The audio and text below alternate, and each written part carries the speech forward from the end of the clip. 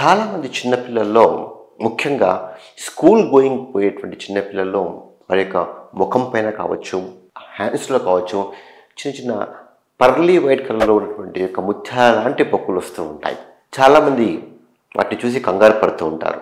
అవి ఏంటనేసి అవే viral infections, దాన్ని మొలస్కమ్ కంటాజియోజం అని చెప్పేసి అంటూ ఉంటాం. ఇది ఒక DNA వైరస్ ఇన్ఫెక్షన్.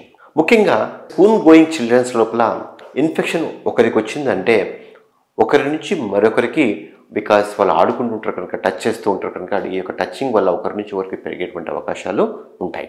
ఒక మొలస్కం ఒక ప్లేస్ నుంచి ఇంకో ప్లేస్కి కూడా ఈ కాంటాక్ట్ వల్ల స్ప్రెడ్ అయ్యేటువంటి అవకాశాలు ఉంటాయి. ఈ యొక్క మొలస్కం కంటాజియోజం చిన్న స్కిన్కి ట్రామా వల్ల, ముఖ్యంగా షేవింగ్ చేసినప్పుడు అక్కడ కూడా స్ప్రెడ్ అయ్యేటువంటి అవకాశాలు ఉంటాయి. మీరు వాడేటువంటి బెడ్షీట్స్ కావచ్చు, టవాల్స్ వల్ల కావచ్చు, వీటి వల్ల కూడా ఒకరి నుంచి ఒకరికి స్ప్రెడ్ అయ్యేటువంటి అవకాశాలు ఉంటాయి.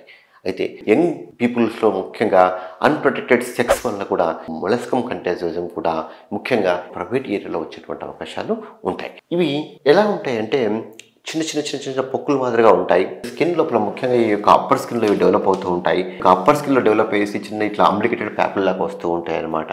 హెయిర్ ఉన్నప్పుడు హెయిర్ ప్రక్క ప్రదేశంలో కూడా చిన్నగా వస్తూ ఉంటాయి అన్నమాట.